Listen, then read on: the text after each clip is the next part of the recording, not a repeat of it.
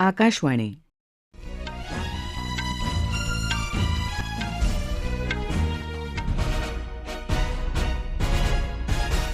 शिबानी जोशी राष्ट्रीय बातम्या देत आहे. ठळक बातम्या. लोकप्रियतेसंदर्भात एकनाथ शिंदे यांच्याशी कुठलीही स्पर्धा नसल्याचा उपमुख्यमंत्री देवेंद्र फडणवीस यांचा दावा. संसद आणि विधिमंडळातही महिला आरक्षण लागू करण्याची राष्ट्रवादी काँग्रेसचे अध्यक्ष शरद पवार यांची मागणी. आषाढी एकादशी आणि बकरी ईदचा सण देशभरात उत्साहात साजरा. आंतरराष्ट्रीय नाणेनिधीनं दिलेल्या कर्जाच्या पुनर्रचनेचा आराखडा श्रीलंकेकडून जाहीर.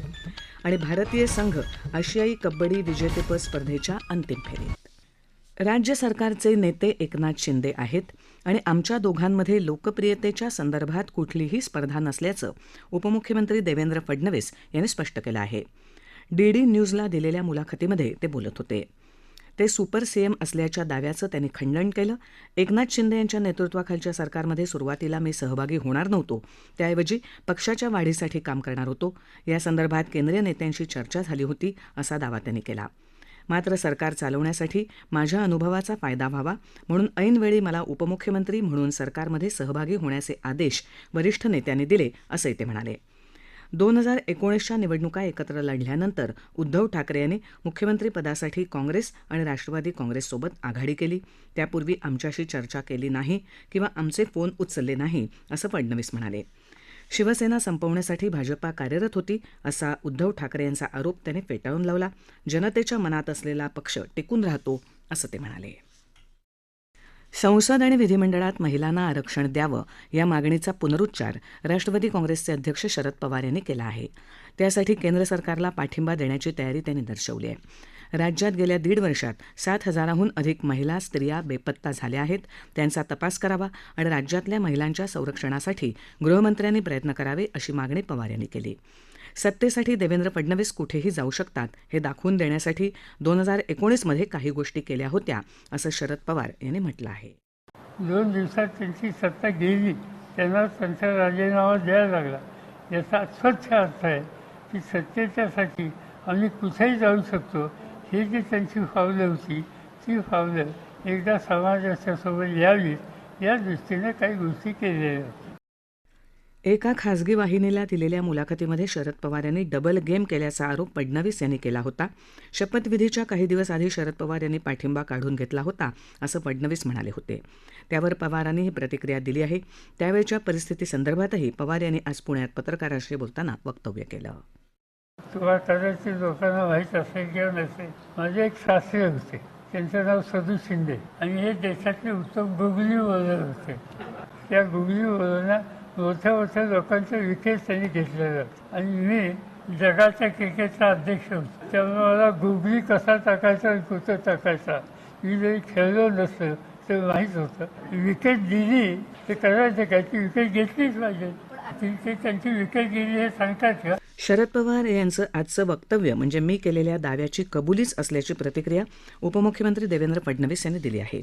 काही दिवसापूर्वी भोपाळमध्ये प्रधानमंत्री नरेंद्र मोदी यांनी शरद पवार आणि सुप्रिया सुळे यांच्यावर टीका केली होती. प्रधानमंत्र्यांचं हे वक्तव्य अशोभनीय आहे, खासदारांच्या बाबतीत असं वक्तव्य करू नये, असं ते म्हणाले.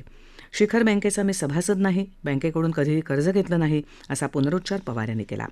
समान नागरी कायद्यासंदर्भात विधी आयोगाकडे आलेल्या प्रस्तावांवर भूमिका जाहीर करावी. शीख, ख्रिश्चन आणि जैन समाजाबाबतची भूमिका केंद्र सरकारनं स्पष्ट करावी. त्यानंतर या संदर्भातली भूमिका राष्ट्रवादी काँग्रेस जाहीर करेल, असं शरद पवार यांनी आज स्पष्ट केलं. विरोधी पक्षांच्या नेत्यांची बैठक 13 आणि 14 जुलै रोजी बंगळुरू इथे होणार असल्याची माहितीही त्यांनी दिली. राज्याच्या मंत्रिमंडळ विस्तारात रिपब्लिकन पक्षाला मंत्रिपद देण्याची मागणी केंद्रीय राज्यमंत्री रामदास आठवले यांनी केली आहे. पुण्यात पत्रकार परिषदेत ते बोलत होते. विधान परिषदेची एक आणि स्थानिक स्वराज्य संस्थांच्या निवडणुकीतही पक्षानं योग्य वाटा मागितला आहे. जिल्हा परिषद, ग्रामपंचायत निवडणुकीत आरक्षणाची रोटेशन पद्धत बंद करण्याची मागणी त्यांनी केली. दलित वस्ती नसलेल्या ठिकाणी आमचा माणूस निवडून येत नसल्यानं ही मागणी केल्याचं ते म्हणाले. मराठा आरक्षणाला विरोध नाही, मात्र आमच्या आरक्षणाला धक्का न लावता त्यांना स्वतंत्र आरक्षण देण्याची मागणी त्यांनी केली. जातीनिहाय जनगणनेलाही त्यांनी पाठिंबा दिला. केंद्रीय खनिज मंत्री प्रल्हाद जोशी यांनी भारतातल्या महत्त्वपूर्ण खनिजांची यादी प्रसिद्ध केली आहे. संरक्षण, कृषी, ऊर्जा, औषध निर्मिती आणि टेलिकॉम अशा क्षेत्रांसाठी महत्त्वाच्या अशा या खनिजांची यादी पहिल्यांदाच प्रसिद्ध झाली आहे. खाणकाम क्षेत्रातलं धोरणात्मक नियोजन आणि गुंतवणूक या बाबतीतील निर्णय घेताना मार्गदर्शन आराखडा म्हणून ही यादी उपयुक्त ठरेल. महत्त्वाच्या खनिज पुरवठा साखळ्यांना बळ देण्यासाठी भारत अलीकडेच खनिज सुरक्षा भागीदारीमध्येही सहभागी झाला आहे. महात्मा ज्योतिबा फुले जनआरोग्य योजनेचा लाभ मिळावा यासाठी रेशन कार्डाची अट शिथिल करण्यात आली आहे. त्यामुळे प्रत्येक व्यक्तीला आता 5 लाख रुपयांपर्यंतचे उपचार मोफत मिळणार असल्याची माहिती मुख्यमंत्री एकनाथ शिंदे यांनी आज दिली. ते सोलापूरमध्ये बोलत होते. शेतकऱ्यांसाठी घेतलेल्या विविध निर्णयांचा आढावा त्यांनी आज घेतला. पंढरीची वारी आणि पालखी सोहळ्याच्या माध्यमातून घराघरात स्वच्छतेचा मूलमंत्र पोहोचेल आणि स्वच्छता अभियान लोक चळवळ बनेल असा विश्वास शिंदे यांनी व्यक्त केला. त्यांच्या हस्ते पंढरपूर इथे श्री संत ज्ञानेश्वर महाराज आणि श्री संत तुकाराम महाराज पालखी सोहळ्यातल्या स्वच्छता दिंडी आणि ग्रामसभा दिंडीचा समारोप झाला. प्रधानमंत्री नरेंद्र मोदी यांनी सर्वांना आषाढी एकादशीच्या शुभेच्छा दिल्या आहेत.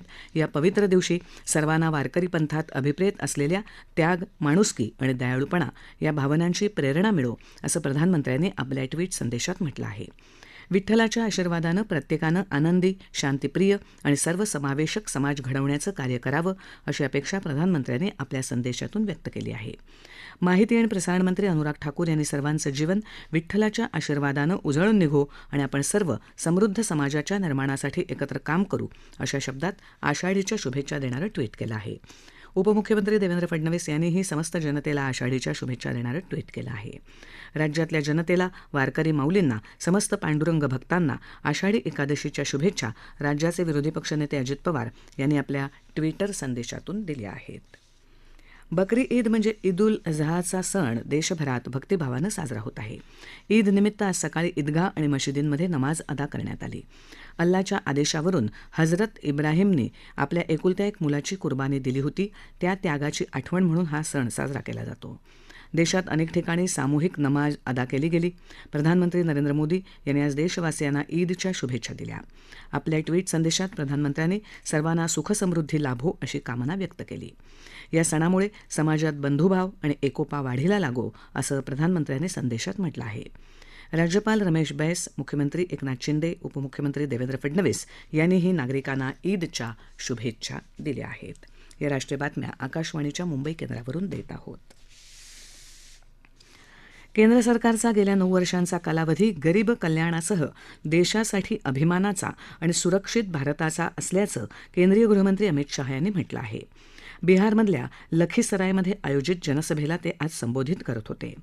नरेंद्र मोदी यांच्या नेतृत्वाखालच्या सरकारनं देशानं विविध क्षेत्रात चांगली कामगिरी केल्याचं ते म्हणाले. यावेळी त्यांनी बिहारचे मुख्यमंत्री नितीश कुमार यांच्यावर टीका केली.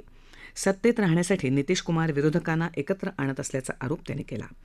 2004 ते 2014 दरम्यान 20 लाख कोटींचा भ्रष्टाचार करणाऱ्या 20 पक्षांना ते एकत्र आणत असल्याचा आरोप अमित शहा यांनी यावेळी केला.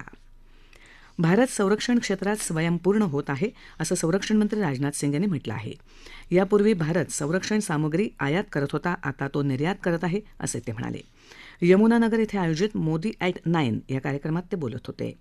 आंतरराष्ट्रीय मंचावर आत्तापर्यंत भारताला आवाज नव्हता. आज प्रधानमंत्री नरेंद्र मोदी यांच्या नेतृत्वात संपूर्ण जग भारताचं म्हणणं ऐकत आहे असंही ते म्हणाले. भारत आर्थिक बाबतीत बलशाली होत असून 2027 पर्यंत भारत जगातली तिसरी अर्थसत्ता बनेल असा विश्वास त्यांनी व्यक्त केला. हरियाणानं देशाला अनेक आंतरराष्ट्रीय खेळाडू दिले असून हरियाणा ही क्रीडा राजधानी बनली आहे असंही ते यावेळी म्हणाले. प्रधानमंत्री नरेंद्र मोदींनी देशाला प्रगतीचा मार्ग दाखवला, एवढंच नव्हे तर देशाची राजकीय संस्कृतीत बदल घडवला असं प्रतिपादन भाजपाचे राष्ट्रीय अध्यक्ष JP नड्डा यांनी आज केलं. राजस्थानात भरतपूर इथे एका सार्वजनिक रॅलीत बोलताना नड्डा यांनी प्रधानमंत्री गरीब कल्याण योजनेमुळे गरिबांचं प्रमाण 20% 10% आलं आहे असा दावा केला. येत्या विधानसभा निवडणुकीत राजस्थाननं भाजपाला सत्ता द्यावी असं आवाहन त्यांनी यावेळी केलं. अमरनाथ यात्रेला शनिवारपासून सुरुवात होणार असून आज जवळपास 1500 पेक्षा अधिक यात्रेकरू जम्मूमधल्या यात्री निवासात पोचले आहेत. भागवत नगर इथल्या तळावरून उद्या सकाळी यात्रेकरूंच्या पहिल्या तुकडीला हिरवा झेंडा दाखवला जाईल. काश्मीरमधल्या गंदरबल जिल्ह्यातल्या पहलगाम आणि बालताल इथल्या नुनवान या मार्गावरून यात्रेची सुरुवात होईल. जम्मू काश्मीर प्रशासनातल्या वरिष्ठ अधिकाऱ्यांनी काल अमरनाथ यात्रेच्या दुहेरी मार्गाचा विस्तृत दौरा केला आहे. श्रीलंकेनं आपल्यावरच्या कर्जाच्या परतफेडीसाठी आंतरराष्ट्रीय नाणेनिधीनं आखून दिलेलं ध्येय गाठण्याच्या दृष्टीनं देशांतर्गत सर्वंकष कर्ज पुनर्रचना आराखडा जाहीर केला आहे. याअंतर्गत श्रीलंकेनं सध्याच्या रोखेधारकांना त्यांच्याकडील रोखे अमेरिकी डॉलरच्या मूल्यातील दीर्घ मुदतीच्या 3 प्रकारच्या रोख्यांमध्ये परावर्तित करण्याची योजना जाहीर केली आहे.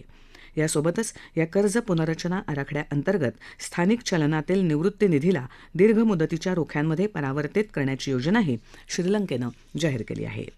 कर्ज परतफेडीसाठी श्रीलंकेच्या वतीनं केल्या जात असलेल्या कार्यवाहीचा आंतरराष्ट्रीय नाणेनिधीच्या वतीनं घेतल्या जाणाऱ्या पहिल्या आढाव्याच्या वेळी म्हणजेच सप्टेंबर अखेरपर्यंत कर्ज पुनर्रचना आराखड्याची प्रक्रिया पूर्णत्वाला जावी असा श्रीलंकेचा मानस आहे. त्या अनुषंगानंच हा आराखडा लवकरच मान्यतेसाठी संसदेतही सादर केला जाणार आहे. टांझानियात आरुशा इथे भारत आणि टांझानिया यांच्यात झालेल्या संयुक्त संरक्षण सहकार्य समितीच्या दुसऱ्या बैठकीचा आज समारोप झाला. हिंदी महासागर क्षेत्रातली सुरक्षा वाढवण्याच्या दृष्टीनं 2 देशांसमोर परस्पर सहकार्याच्या असलेल्या विविध संधींवर या 2 दिवसीय बैठकीत चर्चा झाली. या बैठकीत दोन्ही देशांनी संरक्षणविषयक परस्पर सहकार्यासाठीच्या 5 वर्षांच्या आराखड्यावर सहमती दर्शवली. यात विशिष्ट प्रशिक्षण आणि सागरी सहकार्याशी संबंधित क्षमतावृद्धी, पायाभूत सुविधांची निर्मिती आणि संरक्षण उपकरणं आणि तंत्रज्ञानाशी संबंधित सहकार्याचा समावेश आहे. या बैठकीत झालेल्या भारतीय शिष्टमंडळानं भारतीय संरक्षण उत्पादन क्षेत्राची वाढती उत्पादन क्षमता आणि अशी उत्पादनं मित्र देशांना निर्यात करण्याच्या क्षमतेशी संबंधित मुद्दे बैठकीत मांडल्याचं यासंदर्भात संरक्षण मंत्रालयानं जारी केलेल्या निवेदनात म्हटलं आहे. आशियाई कबड्डी विजेतेपद स्पर्धेत आज भारतानं इराणवर 33-28 अशी मात करून अंतिम फेरीत प्रवेश केला. याआधीच्या सामन्यात भारतानं दक्षिण कोरिया, चीन तैपै आणि जपानचा पराभव केला. दक्षिण कोरियात बुसान इथं आयोजित या स्पर्धेत एकूण 6 संघ सहभागी झाले असून उद्या अंतिम सामना होणार आहे. स्पर्धेच्या इतिहासात 7 पैकी 6 वेळा विजेतेपद भारतानंच पटकावलं आहे. कुस्तीपटू विनेश फोगट आणि बजरंग पुनिया यांना टॉप्स अर्थात टार्गेट ऑलिम्पिक पोडियम योजनेअंतर्गत सरावासाठी किर्गिस्तान आणि हंगेरी इथे पाठवण्यासाठीच्या प्रस्तावाला केंद्रीय क्रीडा मंत्रालयानं मंजुरी दिली आहे. या दोघांनीही याबाबतचा प्रस्ताव मंत्रालयाकडे पाठवला होता. त्यावर तातडीनं कार्यवाही केल्याचं मंत्रालयानं कळवलं आहे. आता याअंतर्गत बजरंग पुनिया किर्गिस्तान इथल्या इसिककुल इथे होणाऱ्या 36 दिवसांच्या सराव शिबिरात सहभागी होईल, तर विनेश फोगट सुरुवातीला 1 आठवडा किर्गिस्तानमधल्या बिश्केक इथल्या आणि त्यानंतर हंगेरी इथल्या 18 दिवसांच्या सराव शिबिरात सहभागी होईल. हे दोघेही जुलैच्या पहिल्या आठवड्यात सराव शिबिरांसाठी रवाना होतील. या शिबिरांसाठीचा विमान प्रवास आणि इतर खर्च सरकारच्या वतीनं केला जाईल. तसंच या सराव शिबिरांमध्ये दोघांसोबतही त्यांचे सहाय्यक, आरोग्य सहाय्यक, प्रशिक्षक असतील अशी माहितीही मंत्रालयानं दिली आहे.